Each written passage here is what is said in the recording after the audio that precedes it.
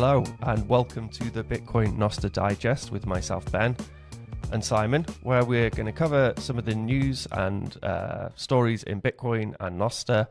We're going to try to do the 2 episodes a week and then keep the episodes quite short, 30 minutes a piece, so you can listen to it on your drive to work or on your coffee break. Nice to see you, Simon. Great to see you, Ben. Thank you very much for the introduction there. I think we should start on the one that's always the biggest thing. Not everyone likes talking about it, but it's always the biggest thing, is the Bitcoin price. Because I'm always amazed in the last sort of year or so, we've had so much amazing good news coming through. And it's just not really pushing the price up. But what do you think of that one? I think it's fascinating. No, I was just saying off air that I think it's pretty impossible to have a boring conversation about Bitcoin. The industry, the things which are happening with the price, the adoption, the more friendly sort of regulatory environment which we have now. And I absolutely agree. You've got the most bullish signals you could possibly have. Exchanges, their Bitcoin reserves are at an all-time low.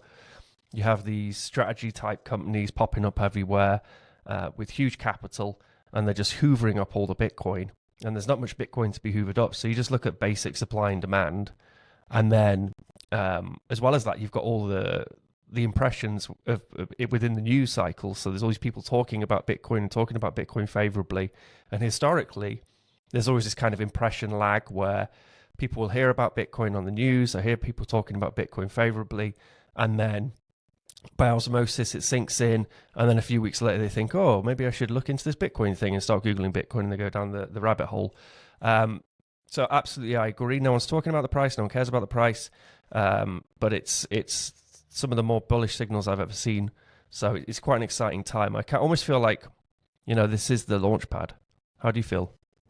Yeah, I think you're right. It's an interesting dynamic. I was watching Dominic Frisby's little podcast that he puts out there on Substack, and he described the Bitcoin Treasury companies as being the new shitcoins, which I find fascinating because in previous cycles, what you've had is it's mostly retail, mostly through the kind of the Bitcoin exchanges, and Bitcoin goes up first.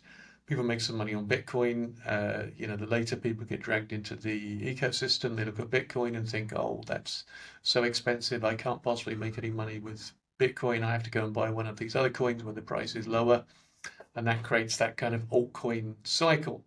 Whereas that doesn't seem to be happening this time. We don't really have the altcoin cycle. It seems to be Bitcoin dominance all the way through. But what's coming through instead is the companies that are buying Bitcoin. They're smart enough to not get dragged away with the what we would call shitcoins, but they in themselves are like the hyperinflated value above the Bitcoin that they actually have in their treasury. So I don't know exactly what multiple MicroStrategy is trading at right now, but I've seen it before. It's been worth 3 times the Bitcoin on their balance sheet.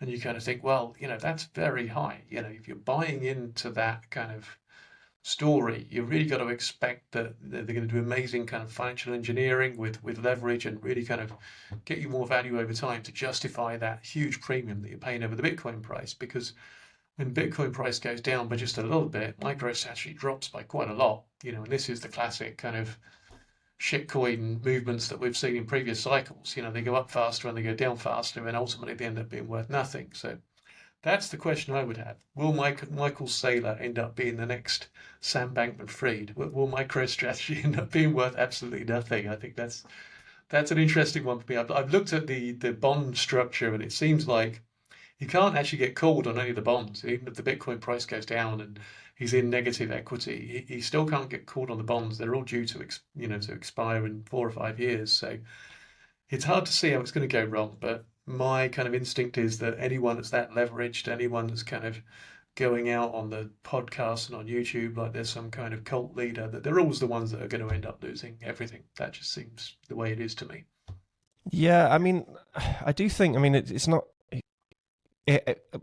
He's not my most favorite person within Bitcoin, Michael Saylor, and I really didn't like the kind of the ideology which came along with him, which was less about the Bitcoin as free and open source payments rails which anyone can access around the world, and we can use it to unbank all these people, and it was more about just accumulation and using it as a store of value, which of course it is, and I didn't like that initially.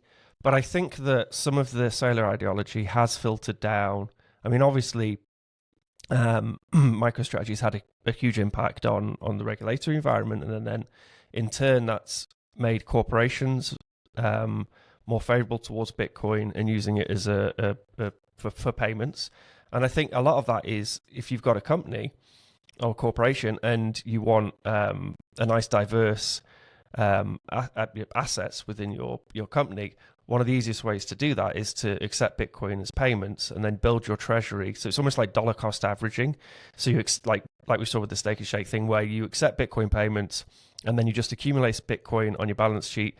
And it may only just be a fraction of a percent, but as we all know, the price goes up and then it starts to become a larger portion of your company. And I do think that some of that Saylor ideology has had a kind of given a healthy incentive to these big corporations to start accepting Bitcoin for payments. And then really the Trojan is, it's behind enemy lines then, and the horse is out of the gate, and we're in that kind of adoption phase. It's funny because I was talking to a VC just earlier today, and we were saying that 6 months ago, like everyone was really down on kind of Bitcoin for payments, and there was a real lack of interest. But over the past couple of weeks and the past month, and you've seen the Square and Jack announcing obviously that they're going to integrate Bitcoin payments into their solutions as well. With that favorable regulatory environment we now have in the US, and now those corporations are accepting Bitcoin payments for their products or services, and I think that's just going to grow because it's the easiest way just to accumulate some Bitcoin. Yeah, I think that's a massively underappreciated thing. The savings that you get there with not paying the exchange fees and not paying the credit card fees is a double whammy of benefits there. And there's this kind of dichotomy between store of value and a currency. And to anyone that says, it's just a store of value and it's not a currency, I'd say go read the white paper. That's who started Bitcoin. Read the white paper. It's a good place to start. But interestingly, the Dominic Frisby reference I made there, I think it was you that really put me on to him a while ago when we were in Tokyo, and you said, I'll read his book, Bitcoin, The Future of Money, which he actually wrote in 2014. So really early, that guy. Very smart guy, and very good book. I'd recommend that one to anyone. It's really, really interesting stuff. It's still relevant now, but it's interesting from the point of view of saying like someone wrote this back then in the very early days of Bitcoin. So yeah, really, really cool stuff.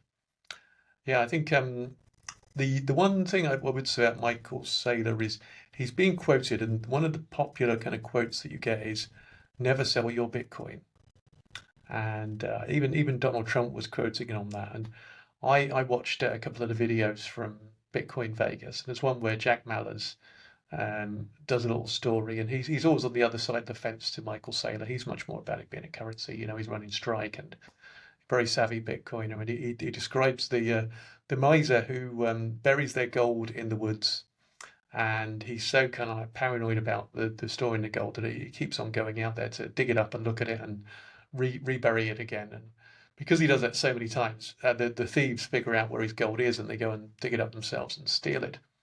And he kind of like he's there by the hole in the ground, absolutely disappointed that he lost all his gold. And somebody finds him, and he says, "Oh no, I've lost my gold." And the guy says to him, you really shouldn't have kept it, in the woods here in the ground. You should have kept it in your house in case you needed to cash it in and spend it. So I would never have spent my gold. And the guy says to him, well, have this stone, put that in the hole, and it's the same as your gold.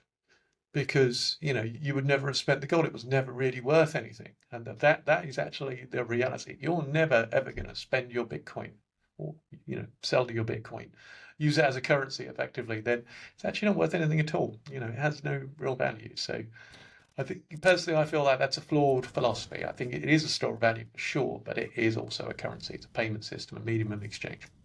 Yeah, I think it's just kind of interesting how that's evolving, and people are making room with this more store of value narrative. How people are making room for using Bitcoin as payments, but they're not actually selling the assets. So if you look at something like Firefish, which is quite popular, I know amongst a bunch of my Bitcoin developer friends who earn Bitcoin, then they'll use Firefish to get cash. So they'll you loan the Bitcoin out. No, sorry, you lock it up as a collateralized loan, which you get cash for. So you give, so say if you want, I don't know, 100 quid, then you lock 200 quid's worth of Bitcoin in a time locked contract. And then when that contract runs out, if you haven't paid back the loan, then it pays the person who paid you the cash. It gives them the Bitcoin plus an extra whatever it is, 10%, 15% APR, whatever. So the actual spending of your Bitcoin, you're pushing that into a year into the future, when you know that the Bitcoin's price is probably going to go up, or 2 years into the future, by not selling the Bitcoin there and then. You're effectively kind of selling the Bitcoin in the future. And it's a platform which I've only kind of just recently wrapped my head around, but I know a lot of decent Bitcoiners and very clued up technical people who use it. Yeah. And I think that the risk is very minimized, if not there is no risk, because it's a collateralized loan. The person who's lending you the money is always going to get the Bitcoin. So there's the one of the caveats is, if the price drops to a point where you can only pay back the person who's given the cash, then they then get the Bitcoin. But the reality is, as we all know, it generally goes up and it doesn't crash that hard. And I think I was thinking about this more and more in LM-Bits. So, one of the things we've talked about in the past is like fiat on off ramps. So if you have someone who's accepting Bitcoin payments, but then they need to cash them out to buy something for their business or whatever, some materials, whatever, products. Then I was thinking perhaps a nice solution would be kind of micro lending. So I effectively, say if I want to cash out and get some fiat, then I do the same thing. So I create a collateralized loan, and the person who's lending me the cash then gets, the extra 10, 15, 20%. And then on the reverse of that, if someone then comes into your shop and then they want to pay for something, and they pay in fiat, just with a card payment, for example, then that cash could then be used to loan out to other microloans within, the whatever service is offering those microloans, which would mean you could then give the merchant a cut of the APR. So effectively, this is I was just recently thinking about, I think it's actually a fucking really good idea, but effectively what you could do is you could accept fiat payments in your Bitcoin software. You get the Bitcoin, but you get an extra 2%. So rather than being charged 2% for the transaction fee, you actually get 2% because you're actually taking some of that APR. So I think people are aware of the sting of selling some Bitcoin, and then in the future that Bitcoin being worth a lot more money. And then you're like, okay, the car I bought, I could now buy a house with, or the house I bought, I could buy a mansion with, or a castle. I like that idea. I think it's very clever what Fivefish do, that idea of deferring spending Bitcoin into the future. I'm going to have to interrupt, Ben, because I'm dying to say something here, because it's. Okay. Let me mute myself. I'm gonna clip something that you said earlier, like you're effectively selling your Bitcoin in the future. That's what this is, futures trading that you're talking about. I mean, I was a futures trader for 20 years. I was a self-employed futures trader, my own private account. So I know futures trading, and it's the logical conclusion of the philosophy when you say never sell your Bitcoin. So what can you do with it then? It's you borrow against it and then spend the borrowings. You're using it as collateral. You're effectively margin trading when you do that, because if the price goes down by enough, you can get wiped out, depending on how much you borrow against it. So, margin trading, I've done it. I've made money at it, but you have to watch it. You have to watch it all the time, because that's you're taking that risk that if the price dips massively, then you're going to get, forced out of your position. You're going to lose, what you have as margin, and potentially the fees on top, like you were saying. Bitcoin is a very volatile asset. I mean, I know it's not been as volatile in this cycle as it has been in previous cycles, but it is fundamentally a very volatile asset. It's much more volatile than other currencies, much more volatile than the S&P, much more volatile than gold. The average person that's in Bitcoin isn't actually a trader. They don't know how to manage risk. They don't know how to trade futures, and they've got this asset which they've potentially got, a large part of their wealth in. if they're going to start margin trading that, it's going to play havoc. I tell you, this is not a good thing that we're. This That is might be. this Am is I being naive in my translation of the five-fish it's story? interesting. I mean, your view is not uncommon amongst Bitcoiners because this is Yeah. the kind of what's going on in the ether. This is the messaging that we're getting through the podcasts and through the Bitcoin scene. Is with this cycle, there's been a significant development in financial engineering, in opportunities to actually leverage your Bitcoin. That's what's happening this cycle. This is again, it's kind of the new shitcoin. Is leverage Bitcoin, and it's not going to end well. I tell you, this is, in my opinion, one of the reasons that Bitcoin exists is because the traditional financial system is basically a whole bunch of derivatives. No one really owns anything. You might think you own your shares. You've got your brokerage account, and they show you the numbers on the screen. In reality, you don't own those shares. You have a derivative contract. You've given them the money. You've effectively lent them the money, and that's now a sort of a collateralized debt obligation. You remember those things from 2008. That's what you've really got there with your shares in your brokerage account. You have a derivative that gives you the return on the movement in the asset price. Your money is effectively loaned to the brokerage. Everything is debt, everything's derivatives. That's the traditional financial sector. With Bitcoin, you actually own your own money. You have your self-custody wallet. Once you start leveraging that, once you start borrowing against it, you lose the ownership of it. Your ownership is given to the company that's organizing that loan for you, because if the price goes down, they have to take possession of it. It's collateralized. You're effectively giving it, you're giving it to them. So yeah, I mean, all of this Isn't is there? quite sophisticated financial theory, but my personal feeling is, if you're in Bitcoin, you don't want to be leveraging it. It's far too volatile, and if you have expenses, then you just sell a bit. And you don't know if it's going to be higher in a year from now. It might be, it probably will be higher a year from now. I don't think we're in a normal 4-year cycle, but no one can predict the future, and the Bitcoin price goes up and it goes down sometimes. So Isn't trying I to think? call that on a year by year basis. I mean, what Yeah. you can say is in every 4-year period, the Bitcoin price has always gone up. But from year to year, from month to month, it's very hard to say what's going to happen. So for me, I would say don't get suckered into being a margin trader by the philosophy of people that are trying to sell you financial engineering, because that's what MicroStrategy is becoming. That whole MSTY thing there, where they're giving you yield on your Bitcoin, that's all financial engineering. It's not going to end well. I'm telling you now. Isn't the argument? I mean, I clearly don't know. I don't know as much as you about this topic at all. So I will appeal to your authority on this definitely. But the isn't the uniqueness of the situation is you have programmable money, so you can actually have a time lock transaction rather than a trusted third party, which manages the margin trade of the collateralized loan. And then isn't the so Bitcoin doesn't exist in a vacuum. It's existing alongside this inflationary currency, which generally goes down in value, and then you have Bitcoin, which generally goes up in value. So when it comes to risk, of course, Bitcoin can drop significantly in value, and it probably will again. And it's could easily drop half its value or whatever. But isn't the risk less if you're using something like Bitcoin to do a collateralized loan, because it's programmable and you can just do it as a time transaction, and then also because of its deflationary properties, and it's more likely to go up in value, and then it's more likely to go down in value. Isn't that kind of the uniqueness of it? So it's different to a traditional margin trade, or is that just? Well, yeah, there's a couple of different aspects to that. I mean, yes, Bitcoin goes up in the long run. Yes, every 4-year period it has gone up.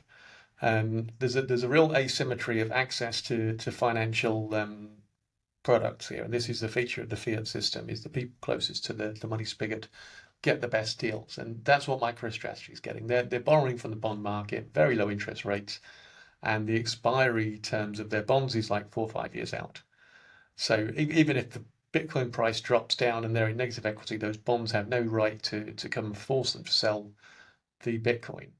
And while I've not done a full investigation of all the kind of retail leverage products that are available, but I would be very surprised if anyone was offering anything like that to the retail investor. I'm pretty sure if you wanted to borrow 50% against the value of your Bitcoin, whoever's giving you that loan is going to have some kind of way of saying, if it drops by 50% or more, we're going to sell your Bitcoin and we're going to use that to cover your loan. Because if they didn't have that, they would be stupid. And quite frankly, the bond market is stupid, and they are giving MicroStrategy a lot of kind of free money in a way. This is the quirk of the fiat system, that there's an excess of supply of money within the bond market because of the weird things that are going on with quantitative easing and that kind of thing, and they're just looking for a home. And yeah, for some reason they're really kind of offering very good terms to Michael Saylor and MicroStrategy, but the retail investor will not get the same terms. They will be vulnerable to a big price correction. And fingers crossed that doesn't happen anytime soon. Fingers crossed we're going to go up a lot more before we get any kind of crash, because we haven't gone up by enough to get any kind of serious crash. I mean, following Trump's inauguration, we had about a 40% pullback, which, in reality was probably quite healthy. There was a lot of hype in the market at that point. We've now got a good base to build upon. If it zipped up to like 500,000 or a million this year, then yeah, we're probably looking at some serious correction at that point. We're probably looking at least a 50% drawdown at some point from there. But this is the thing, the natural human instinct is always to get in at the top. It's when everyone's the most excited, that's when everyone's buying. I know a lot of people that were buying at 108 when Trump was being inaugurated, and then they just couldn't understand why it didn't carry on from there, because that was obviously the most positive news in the world. And it's the way markets work. It's always the maximum amount of pain for the maximum number of people. And so it had to pull back there, and it had to weed out the weak hands. The over leveraged people would have got burned out during that move down to 74. So, potentially we've got, much stronger hands now. We're ready to build on the price from where we are. But, this, all I would say is, if you're in Bitcoin, recognize that it's probably one of the best investments in the world. Even if you look at the last 3 years, it's up like, sort of 5 times what it was down at the bottom there with 15,000. So it's doing incredibly well. You don't need leverage. That's the point. If I you are think, using leverage, you're taking a much bigger risk, and no one can predict the future. That's all I'm saying. It's very hard, particularly on a kind of year by year basis. yeah, the what got me was I first really, because people had told me about this Firefish thing for a while, and as I said, very qualified sort of technical people who endorse it. And I think Stick from Trezor, Pavel, he publicly endorses it as a technical solution, the way it's built using time-locked transactions. But it also, when I actually read up on it, well, not properly, but I had a good look at their website, I thought it was kind of an interesting idea. It was at the same time as the pizza day, and I was just thinking, I was seeing that picture of Laszlo with his kids, where he's got the big pizza, and he spent his 10,000 Bitcoin on the pizza. And I was thinking, well, if he'd done a collateralized loan, and then if he'd pushed that expending of the Bitcoin a year or 2 years into the future, then I'm sure his kids would probably hate him a little bit less now, or that hate that photo where they're all just sat eating this $1 trillion pizza. I mean, there's so many aspects to that. I'm sure Laszlo has got a load more Bitcoin stashed away somewhere that he doesn't tell people about, because he's obviously very smart. I mean, he invented GPU mining, didn't he? Yeah, And he open that's a sourced good it to point. the world. He could have sat there and done it himself and got a massive advantage. But the interesting thing is, you can now get the 2 pizzas for about 10,000 sats. So that means the price has gone up 100 million times since he did that deal. That's I mean, incredible. does he really need to be using leverage when he's got an asset that's gone up 100 million times? Yeah, good point. Good shout. He doesn't need any leverage on that, does he? Really? Yeah, but So there is the old adage. being smart, that was a good move for him. Yeah, then there's also the old adage, and it's easy come, easy go. So if you have made some money on your Bitcoin, don't go nuts, don't quit work, carry on. Save, spend. Obviously, like Simon said, it's fine to spend a little bit of Bitcoin, but I always think of it like I call it the kind of the fiat escape velocity, where your average return, or the average price of Bitcoin going up, outpaces your fiat expenditure. So you're selling little bits of Bitcoin off to pay for your life, but the value of Bitcoin generally goes up enough that you're not. It continues to go up. But what I see when a lot of people get to that position in Bitcoin, when they have enough Bitcoin to do that, the fiat escape velocity, they quit their jobs, which means they go out to the restaurant more often. They take a whole bunch more holidays, and then they're kind of bored because they're not working. So they're like, oh, I might buy a house, an investment, another investment, I'll diversify. And then that fiat escape velocity trajectory, it just gets buffered down, down, down. And then when it goes to kind of here, where your fiat outgoings are higher, than the amount in which Bitcoin goes up in value, their stack just gets wiped out like quite Yeah. quickly. So you do have to be very careful with even if it has these incredible returns. It's just like, the classic example of people when they win the lottery and then 5 years later they're often worse off than they were before they actually won the lottery. Absolutely. Yeah, and drives them Yeah, so you have to be crazy. careful. Particularly in America, there's a lot of stories like that, isn't there? I mean, the interesting thing is, if you are in that situation, you've got some Bitcoin, you've got some good gains, and you're thinking, you'd like to use some of it to fund your lifestyle. What you could do in order to strengthen the Bitcoin ecosystem is to make yourself an on-ramp. So if you go to your local meetup, or if you kind of orange pilling your friends or merchants in your area, then one of the biggest kind of stumbling blocks is just getting that first bit of Bitcoin. They have to go onto an exchange, they have to go and register with their identity. It's a right pain, no one likes doing it. Everyone's heard terrible things about exchanges going bust. More often than not, once they actually get the Bitcoin on the exchange, they leave it on the exchange, which is a stupid thing to do, but it really takes a lot of time and education to understand exactly why that is. It's to really get to the self-custody space, to really get comfortable with that takes a while. So if you actually, go to your local meetup or just talk to your friends group, say, right, I'm selling Bitcoin for cash, then they've got an easy on-ramp where they don't have to ID. They're getting non-KYC Bitcoin, and they're immediately in self-custody. So they might just have like a simple Lightning wallet, £10 worth or $10 worth of Bitcoin in the Lightning wallet. But if they want to get a bit more, you can show them how to get it on chain and then secure their seed. But it's a much more kind of that's what real Bitcoin really is. It's self-custody, it's peer-to-peer.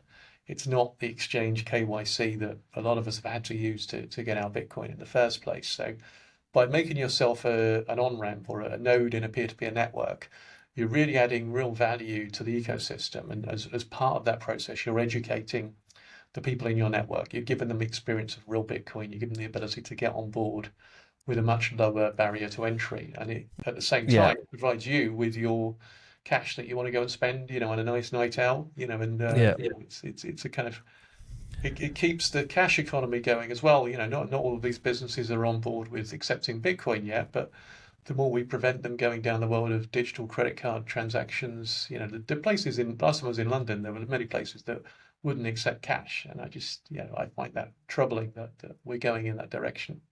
yeah. I mean, I've because I've got a brick and mortar, and in the UK, and yeah, there's everyone uses cards apart from these OAP revolutionaries. They come in and they're like, I'm going to give you cash. You need to be careful with the cards. The banks, you're giving the banks all this information, and it's these old ladies who come in and buy stuff, and I'm always quite impressed by their like grasp of why, because I suppose they've predominantly in their life they dealt with cash where there wasn't Yeah. this third person in the room with them when they were doing a transaction. It was just a peer-to-peer transaction, Yeah. and now they really don't trust these credit cards. Whereas young people, they've been kind of brought up with it, so for them it's normal, but it really isn't normal. Humans haven't had a transaction norm where there's all this data which is being uh, collected on you and your spending habits. We did want to try and keep this to half an hour, and it's called the Bitcoin and Nostr Digest. We haven't actually covered anything in Nostr, and we just spoke about the price. We've done self-custody, we've done Michael Saylor and MicroStrategy, which are all relevant things. It's all Yeah. it's all stuff that's going on right now, and it's the whole zeitgeist, isn't it? Of is it store of value? Is it currency? Is it, should you spend your Bitcoin if you are going to spend it, or should you sell it? Then how do you do that? I think I've liked what we've covered here. It's been great chatting with you, Ben. Yeah, I would say as well. I think I'm, as I said before, like 6 months ago, those were all kind of like for payments, for Bitcoin payments. There's a bit of a downer in the industry, but it's getting pretty bullish out there for Bitcoin payments, and that's quite exciting. That like ultimately the reason it went up in value, because they built this thing was built for transactions, and then it was used for transactions, and then people realized how cool the technology was, and then more people bought it, then it went up in value, and then the kind of speculative asset part of it, where it's a store of value, that came later on. And it's nice. Bitcoin should always have in its thread it being used for payments, it being used for unbanked people, as a apolitical medium of exchange, digitally native currency where you don't have to give up your privacy. So I'm quite excited to see that part of the industry starting to boom again. And I think we're going to have a very exciting second half of 2025 when it comes to the Bitcoin industry. I think the whole ecosystem is so exciting right now. There's just more people coming in, and it's transforming, into this whole corporate treasury idea, this country kind of holding Bitcoin idea. It really is maturing in ways that most of us hoped for, and it's almost outperforming some of our best hopes in terms of the way Yeah, that it's totally. achieving adoption. So, Yeah. looking forward to the next chat with you. Enjoy the rest of your day, and Yes, you too. I feel like we should say something about Nostr, but we haven't got time. So Noster's great. If you're not on Noster, download Primal, give use it a Nostr. try. Yeah. Next time we'll talk about Nostr. All right. Cheers, Simon. Cheers.